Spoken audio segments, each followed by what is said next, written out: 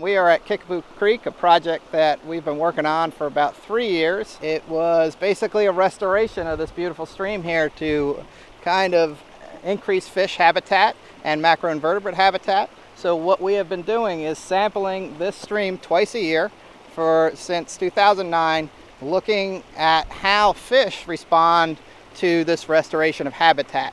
There was a release of a chemical called furfural, and it entered the stream system and impacted the stream for about 9 miles. And we worked with the responsible party. Basically, the company had a malfunction, and that's what released the chemical into the system. And we worked with them to come up with compensation in the form of stream restoration for the natural resources that were injured here. So basically, once we get the settlement money, we begin the restoration planning process, and we start to identify reaches that were in the impact zone that we could do something to benefit the resources that were impacted. So we found a willing landowner to do a project along this stream that had a lot of erosion problems and lack of deep pools for habitat. So we found this reach and we were able to utilize our money here. What we were interested in is stabilizing the stream banks, because when stream banks become destabilized, they dump their sediment into the stream along with nutrients and any other pollutants. Over a 9-mile stretch, we estimated the number of fish killed at close to 260,000 fish. And since then, I've been monitoring the recovery rate of the fish population over that stretch. Over that same time period, we've noticed that there's a slug of sand, or several slugs of sand, moving downstream and filling in pool habitat, and also covering our riffle habitat for a large portion of Kickapoo Creek.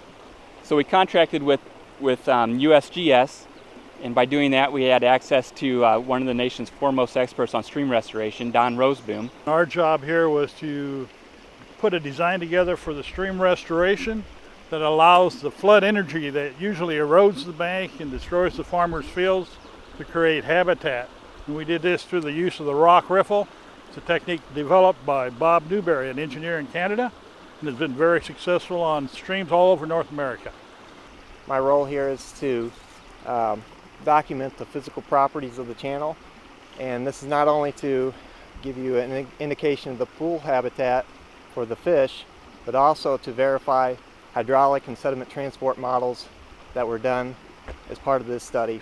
There's not a lot of opportunities with these type projects to be able to go back and verify those models, so this is a great opportunity to do that and help IDNR and EPA do effective projects in the future. We have actually created more riffle habitat and also pool habitat with the scour that is created by these structures. And also by trapping the sedimentation further downstream, we can also get recovery of pool habitat through natural features that aren't getting a flux of sedimentation filling into pools.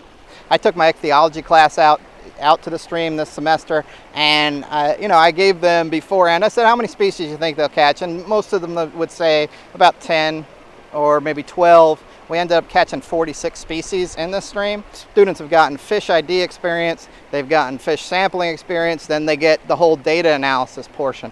We also do a habitat estimation every year to look at how the habitat's changing and whether it's beneficial. We use something that's called a habitat evaluation index, and we've seen that the habitat in the restored reaches has come up, and with that there's been an in-kind increase in fish assemblages and the macroinvertebrate assemblages as well. Every one of these projects is a learning experience, not only for Eastern but also for us. So what we learn from what Eastern tells us, we can use that data and improve what we do in other locations throughout the state.